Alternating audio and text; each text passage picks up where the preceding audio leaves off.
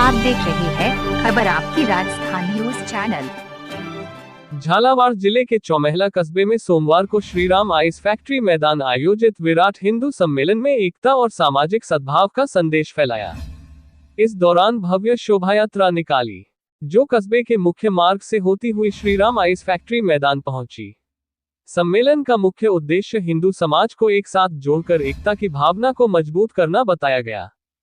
कार्यक्रम मुख्य अतिथि नमन जी वैष्णव महाराज ने कहा कि हिंदू समाज को अब किसी भी तरह के भय से दूर होकर अपने अधिकारों के लिए आगे आना चाहिए। उन्होंने संदेश दिया कि हिंदुत्व की रक्षा के लिए उन्हें किसी भी कीमत पर संघर्ष करने का संकल्प है और वे किसी भी हालात में पीछे नहीं हटेंगे। उन्होंने कहा, हमें गोहत्या को रोकना होगा। उन्होंने गोहत्या पर चिंता व्यक्त की। राष्ट्रीय स्वयंसेवक संघ के क्षेत्रीय प्रचारक निम्बाराम ने समाज, संस्कृति, पर्यावरण और राष्ट्र निर्माण जैसे महत्वपूर्ण विषयों पर चर्चा करते हुए कहा कि भारतीय संस्कृति को बचाकर रखना ही हमारी प्राथमिक जिम्मेदारी है। उन्होंने कहा कि यदि हम अपनी संस्कृति को बचा नहीं पाएंगे तो हमारा अस्तित्व भी खतरे में पड़ सकता है। इसलिए सभी को अपने संस्कारों को जीवन में अपनाना चाहिए। उन्होंने कहा, हमें समाज को संगठित करना है। उन्होंने जाति भेद, पर्यावरण संरक्षण, स्वदेशी अपनाने, नागरिक कर्तव्य, इसके पालन की बात कही। उन्होंने कहा, पारिवारिक संवाद को प्राथमिकता दें। सम्मेलन को डॉक्टर अचला नागर, अध्यक्ष महिला उत्थान समिति झालावाड़ ने भी संबोधित किया।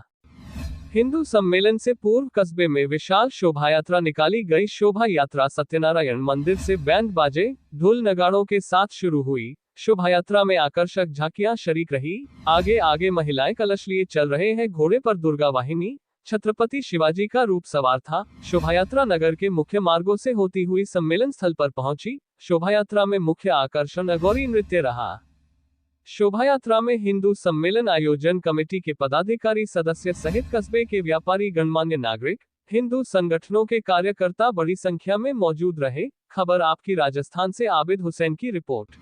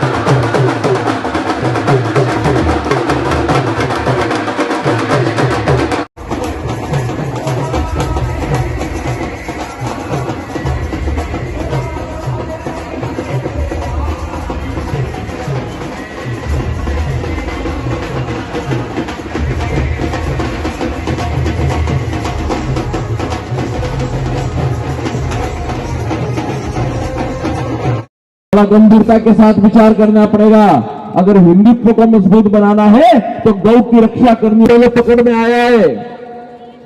जब तक राजनेताओं की चाटुकारिता करते रहेंगे अपने जीवन में नहीं कर पाओगे। हिंदुत्व की प्रबल भावनाओं को लेकर सनातन का काम करना है। एक ही भाव से जीवन को जीना है कि तेरा वैभव अमर रहे ना, हम दिन चार रहे ना रहे। देश के लिए जिए, समाज के लिए जिए, ये धड़कने, ये सांस लो पुण्य भूमि के लिए, मातृभूमि के लिए।